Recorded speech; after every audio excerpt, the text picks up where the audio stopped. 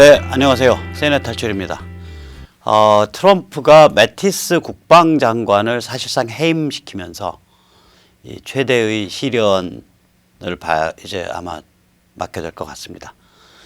이 사정하고 그것과 맞물려서 왜 북한 해방이 필연적인 수순인가, 이걸 오늘 좀 살펴보겠습니다.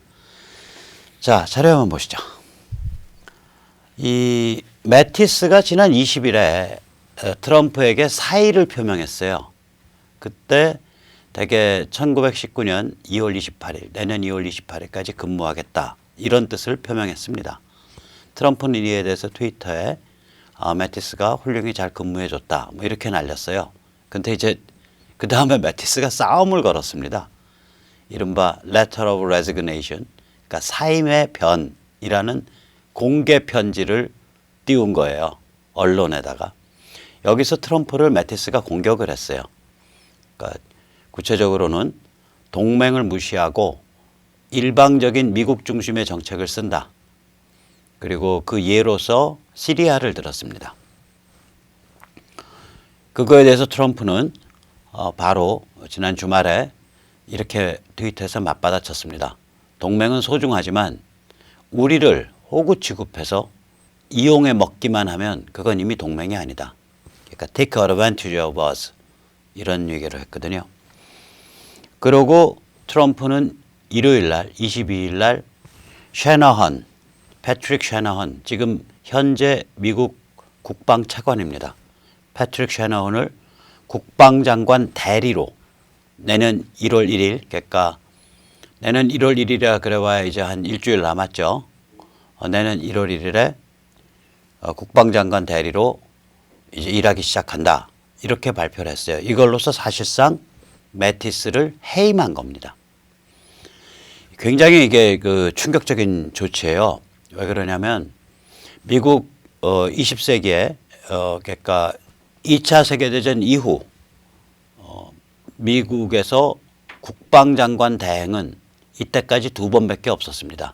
한 번은 1973년에 닉슨이 워터게이트 스캔들로 사임한 후에 그러니까 윌리엄 클레멘스 거예요. 윌리엄 클레멘스라는 사람이 한 30-40일 포드 정부로 넘어갈 때 그 과정에서 대행을 했습니다. 장관 대행을. 다른 한 번은 1989년 아버지 부시 때 윌리엄 태프트가 국방부 장관으로 임명이 됐는데, 아마 1989년이면 이제 부시가 이게 대선에서 승리해서 막 집권했을 때 거예요. 그때 임명을 했는데, 이 임명 때 그러니까 윌리엄 태프트를 임명을 했는데, 지명이죠. 이게 상원에서 비준이 실패했습니다. 그래서 아버지 부시 때 대행으로 끝난 적이 있어요, 지명자가. 그러나 어떤 경우에도 이 두 경우도 보시면 아시겠지만, 그러니까 국방장관을 해임하고 그리고 대행을 세운 적은 없어요.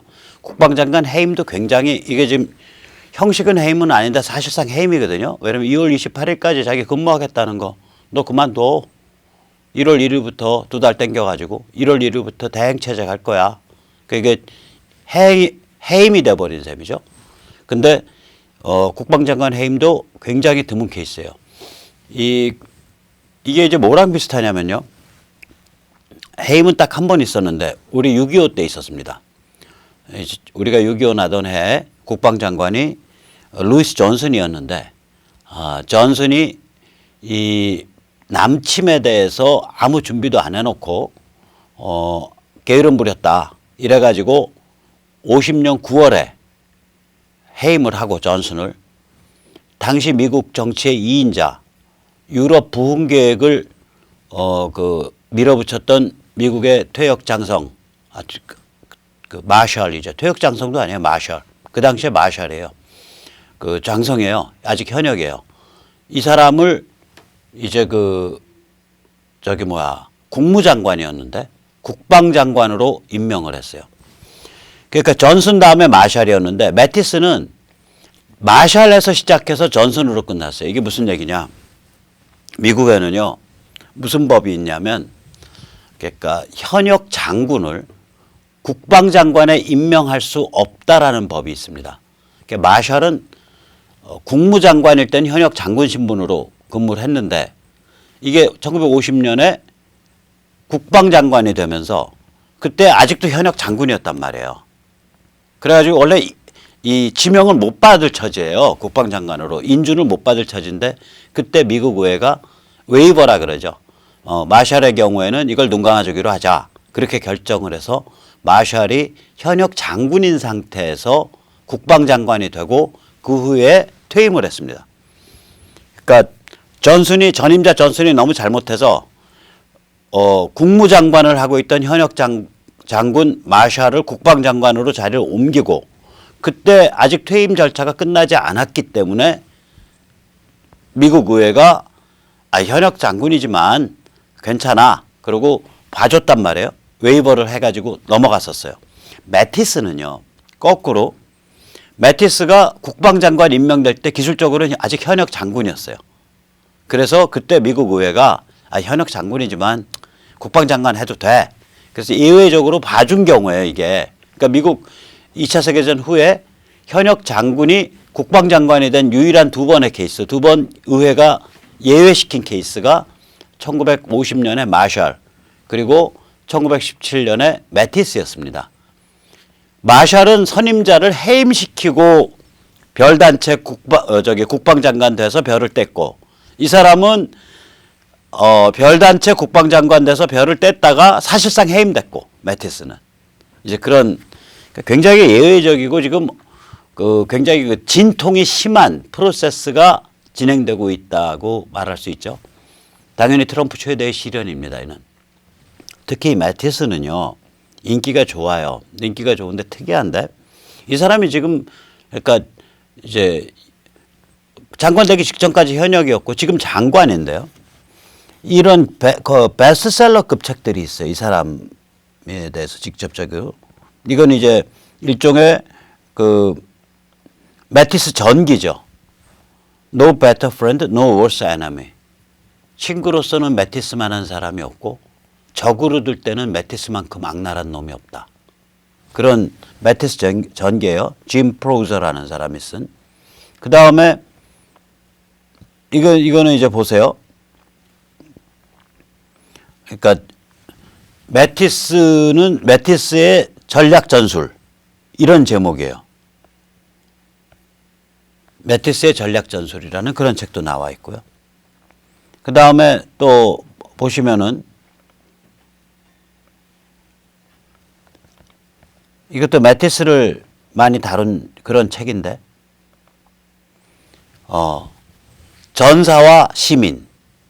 그러니까 이게 현역 때부터 이런 책들이 막 나온 사람이에요. 매티스가. 그러니까 인기가 좋은 사람이라고요. 인기인이에요. 이거를 뭐랑 비교해 보면 아냐면요. 이 사람이 아마 제1차 걸프전 때 1991년 제1차 걸프전 때 영웅이거든요. 컬린 파워. 이 사람 책 엄청나게 많은데 이 사람 책은 퇴임 후에 주로 리더십 강좌 이런 거를 하면서 대중적인 리더십 강의자로서 베스트셀러급의 책들이 많아요. 컬린 파월은. 매티스는 달라요. 매티스는 이 현역 장군 혹은 바로 그때부터 해서 매티스를 띄워주는 책들이 엄청 나왔어요. 정치적인 사람이라는 소리죠. 사실은. 그럼 뭘 둘러싸고 충돌했냐? 아마 이 미국 군사력 현대화나 리스트럭처링 둘러싸고 많이 충돌했을 거예요. 이게 이제 사례를 보면 트럼프가 지금 우주군, 그러니까 스페이스 포스라는 걸 만들고 싶어 한다고요. 스페이스 포스를. 그런데 그럼 미국이 이제 스페이스 포스가 만들어지면 우주군이 되면 육군 체제가 돼요. 미국은 지금 5군 체제거든요. 육해공 해병대 그다음에 해안경비대. 해안경비대가 미국선 군으로 분류돼요. 그리고 스페이스 포스를 만들고 싶어 하는데 그게 지금 지지부진하다고요.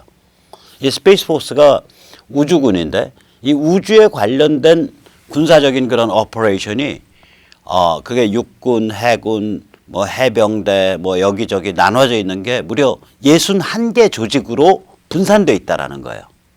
이거를 통합해서 지금 우주군을 만들려고 하는데 그거 아마 매티스가 그 적극적으로 추진했던 증거가 지금 없어요. 그 다음에 두 번째 요번에 이제 시리아 사태는 미국의 전통적인 전략이라는 게 뭐냐면 서유럽을 그 동맹으로 끌어안고 러시아를 주적으로 삼는 거였다고요. 그게 1945년 이후 지금까지 한 70년 넘게 미국을 규정한 기본적인 전략인데 지금 트럼프 행정부는 이게 뭐냐면 제가 쓴 말이에요. 러시아에 대해서 적대적 타협. 그러니까 antagonistic compromise 혹은 antagonistic reconciliation. 그러니까 러시아를 적대적 관계이지만 타협적으로 관리를 하고 그 다음에 서유럽을 길들이겠다. 서유럽이 지금 미국의 빨대 받고서 지금 프리라이딩 그러니까 무임승차하고 있거든요. 안보에 대해서, 안보 국방에 대해서. 그러니까 이 서유럽을 길들이면서 러시아에 대해서 적대적 타협을 러시아에 대해서는 적대적 타협하겠다. 이게 트럼프 노선인데 이 트럼프 노선이 이번에 전형적으로 드러난 경우가 시리아입니다. 그러니까 시리아에서 미국이 한 2,000명 지금 지상군이 있는데 2,000명 시리아 미군을 철수를 시키면 그 시리아는 터키와 그리고 러시아의 영향력이 충돌하고 그러한 그 충돌의 장으로 돼버려요. 그러면 이제 거기에 이제 사우디아라비아나 뭐 이런 데서 이제 끼어들어서 그걸 어떻게든 안정화시키고 뭐 이런 그 힘겨루기가 일어나겠죠. 그 상태로 가라고 내버려 두겠다는 거예요, 트럼프는. 그러니까 이번 트럼프 정책 그거였거든요. 왜 그러냐? 트럼프의 관점에서는 주적을 러시아가 아니라 중국으로 이동시켰기 때문에 인도 태평양에 집중하겠다 이런 그 발상이거든요. 그러니까 중국을 순치하고 중국을 길들이고 그걸 위해서 미중 전쟁을 진행하고 또 그걸 위해서 전력을 인도 태평양 쪽으로 집중시키겠다. 트럼프 구상은 그거란 말이죠. 근데 이게 이러한 구상이 미국이 세계 제2차 세계대전 이후 한 70여 년 동안 유지해 왔던 주적을 러시아로 삼는 주적을 소련 및 그 후속인 러시아로 삼는 전략과 또한 주요 파트너를 인도태평양 쪽 지역이 아니라 서유럽으로 삼는 전략과 지금 트럼프의 전략이 대판 충돌을 했단 말이죠. 이 충돌 과정에서 매티스가 입장을 명확하게 안 세운 거예요. 입장을 명확하게 안 세우니까 트럼프가 지난 9월부터 한 3개월 전부터 매티스에 대해서 그 사람 싸나운 미친 개라 그러더니 겪어보니까 그냥 온순한 개야. 그 다음에 그 사람 혹시 민주당 아니야? 이런 식으로 이제 매티스에 대해서 경고 사격을 넣었다고요. 지난 9월부터. 그러면 이거를 매티스가 딱 알아채고 그 다음에 트럼프한테 적극적으로 맞춰줬어야 되는데 이거 맞춰주지 못하니까 이번에 충돌이 나서 트럼프가 좀 정치적으로 내상이 좀 깊죠. 이게 과연 내상으로 그냥 계속 남아있을지 혹은 어떤 반전이 있을지 한번 두고 봐야 될 겁니다. 아까 잠깐 시리아 얘기 나왔기 때문에 지난번에 한번 시리아 말씀드렸지만 우리나라 기레기들이 이 시리아에 대해서 자세히 다루질 않아서 한번 다시 짚어드리고자 합니다. 시리아 내전은 2011년 아랍의 봄 그 여파로 시작됐습니다. 그래서 그때부터 정치 불안이 시작됐고 2012년에 매우 복잡한 내전이 일어나기 시작을 했어요. 이 지도에 보면 이게 이제 빨간 건데 이 빨간색 자주색이 이제 시리아인데 여기 빗금 그어놓은 데가 이라크고요. 여기 시퍼런 게 이게 이제 이쪽 시퍼런 거 오른쪽 아래 시퍼런 게 이란이고요. 저기 중앙에 시퍼런 게 소련입니다. 러시아입니다. 러시아. 그 다음에 위쪽에 녹색이 이게 터키고요. 그 다음에 아래쪽에 녹색이 요르단하고 사우디아라비아예요. 그럼 이제 이게 무슨 일이 벌어진 거냐? 그 시리아는 원래 그 세속 바트 정권이에요. BAATH. 바트는 어떤 거냐면 세속 사회주의 옛날 친소 친러 정치 세력이에요. 그리고 국내적으로는 철권 통치, 그러니까 아주 잔인한 독재를 하는 그런 성격이 있어요. 그런데 이게 세속이다 보니까 민족이 다양하거나 종파가 다양할 때 이걸 통합하는 힘이 있어요. 그 사례가 이라크의 후세인이었습니다. 후세인이 세속 바트 정권이었거든요. 그러니까 이게 수니, 시아, 쿠르드 셋을 얼레벌레 엮어가지고 주먹을 가지고 패서 대충 하나로 묶고 갈 수 있었다고요. 시리아는요, 이 안에 종교적으로는 쿠르드는 이 종교를 안 따져요. 쿠르드는 그냥 하나를, 쿠르드는 그쪽 아랍권에서는 쿠르드의 사람들한테는 종단을 물을 필요가 없다. 쿠르드는 쿠르드일 뿐이다. 이렇게 얘기를 해요. 박해를 받고 살다 보니까 자기들끼리 종교의 차이에 대해서 투쟁을 안 한다고요. 그럼 여기 뭐가 들어있냐? 수니, 시아, 쿠르드, 기독교. 최소한 4개가 들어있어요. 이 안에. 그래서 반군도 복잡해요. 우선 시리아의 바트 정권은 이란과 러시아의 지원을 받은 그런 정부 집단이고요. 그것에 대해서 터키와 사우디아라비아가 지원하는 수니 반군이 있어요. 이게 프리 시리아 아미, 자유 시리아 군이라고. 그 다음에 미국이 지원하는 쿠르드가 있다고요. 그 다음에 그 악명 높은 IS가 있다고요. 4개가 엮여 있는 건데 크게 나눠서 뭉치지 그 분파로 따지면 한 3, 40개 되는 거예요. 이 사람들은요, 여기 중동 아랍 이쪽에 그 비극은 뭐냐면 테러나 내전이 비즈니스예요. 예를 들어서 우리가 PLO, 팔레스타인 해방기구 그러면 이제 준국가잖아요. PLO가. 그게 70년대 말부터 준국가인데 아라파트 생전에 아마 그게 2000년대 초까지 헌법이 없어요. 헌법이. 그 PLO 2인자, 3인자쯤 되면요.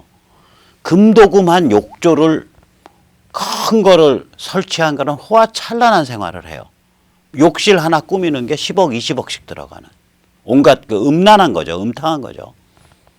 거기 그 금도금한 그 대형 욕조 혼자 들어가겠냐고요. 그러니까 이거 뭐냐면 피 팔아서 테러 팔아서 한편으로는 협박하고 한편으로는 투쟁하고 그래서 예를 들어서 산유국 왕가에서부터도 돈 받아내고 안 그러면 너희 나라 가서 뒤집어 엎겠다 이러니까 산유국 왕가도 이제 보험료 내야죠. 삥도 뜯고 이게 비즈니스라고요. 이게 일종의. 그러니까 이 비즈니스 구조가 시리아 내전 때 장착이 된 거예요.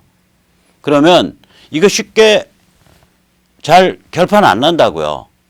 프리 시리아 아미는 터키가 밀고 있고 그 다음에 시리아 정부군은 이란과 러시아가 밀고 있고 그 다음에 쿠르드는 미국이 밀고 있고 그 다음에 저기 IS는 여기저기 협박질하면서 자기들이 산유 지역 그 이라크 북부에서부터 산유 지역 장악하고 그 기름 빼다가 저기에다가 팔고 터키 쪽으로 암거래하고 뭐 이런 아주 복잡한 게임이 일어나는 데인데 이제 올해 초 정도 되면 이 IS가 다 폭망했다고요. 시리아 안에서.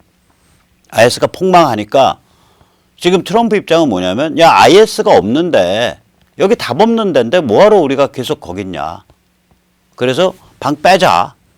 그래서 요번에 이제 시리아에서 방을 빼겠다 그러니까 매티스가 펄쩍펄쩍 뛴 거예요. 펄쩍펄쩍 뛰는 이유는 매티스 사임의 편지에 행간을 읽어보면 나와요. 시리아에서 방을 빼면 러시아의 영향력이 커지고 러시아의 영향력이 커지면 서유럽 동맹이 불안감을 느낀다 이거예요.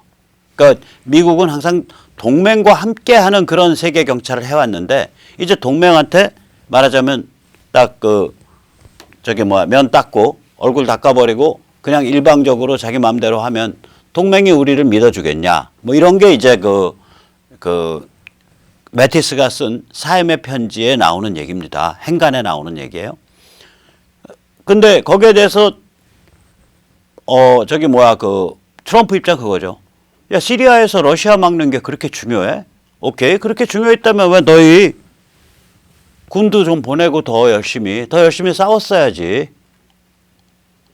우리는 IS 극단 테러 집단을 분쇄하는 거가 중요할 뿐이야. 우리 그거 끝났으니까 우린 방 뺄게.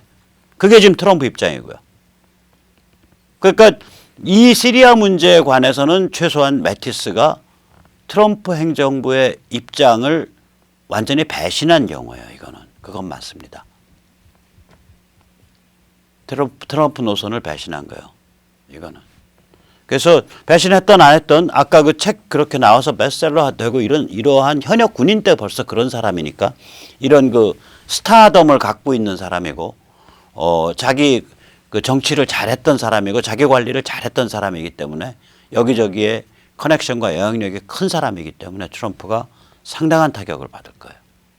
그러나 거꾸로 이 위기를 잘 넘기면 트럼프가 군을 구조조정할 수 있고 그 다음에 미국의 국방, 안보 쪽 라인 전체를 주적을 러시아로 삼고 서유럽을 핵심 파트너로 생각하는 그러한 노선으로부터 주적을 중국으로 삼고 아시아 쪽을 인도태평양 쪽을 핵심 파트너로 생각하는 노선으로 이전시킬 수 있는 그러한 기회이기도 합니다.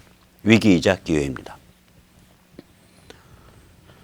자, 그러면 앞으로 트럼프는 어떻게 되냐? 자기 노선 안 바꿔요. 이쪽은 그 트럼프 진영은 이쪽으로 딱 세팅이 돼 있다고요. 그러니까 중국을 길들이기를 하겠다. 순치하겠다. 중국의 지정학적 도발을 꺾어버리고 중국을 공산당 일당 독재 체제가 국력 전체를 all of state, 국력 전체를 동원할 수 있는 그러한 상태에서는 더 이상 성장하지 못하도록 주저앉혀버리겠다. 이게 트럼프 전략이에요. 트럼프 진영에. 그러면 이 전략에 따라서 지금 구조조정하다가 충돌 난 거거든요. 매티스랑도. 그러면 자 충돌 났으니까 뒤로 물러요? 전혀 안 그렇죠. 그 진영이 얼마나 전투적인데. 뒤로 물르지 않죠. 자기들이 표방한 전략을 증명해야 된다고요. 그럼 자기들이 표방한 전략을 증명한다는 건 뭐냐면 중국과 한반도, 즉 인도태평양에서 결과를 내놔야 된단 말이에요. 판을 이렇게 읽으면 지금 중국이나 평양은 굉장히 지금 살떨릴 거라고요. 생각해 보세요. 미국 국내 정치적으로 야, 그 신망 있는 매티스까지 쫓아내고 변덕 부려서 저거 무슨 대통령이 저 모양이냐. 어떻게 우리가 믿고 갈 수 있냐. 저 사람 주말에 변덕 부려서 트위터 한 방 날리면 이제 다 날아가는 그런 폭군이다. 뭐 이런 식의 이제 논조로 막 공격이 들어가고 있거든요. 그럼 이제 트럼프가 보여줄 건 뭐예요? 야, 매티스랑 나랑은 노선의 차이야. 그거 그 사람 사임의 편지에도 나와 있잖아. 그 노선이란 건 뭐냐?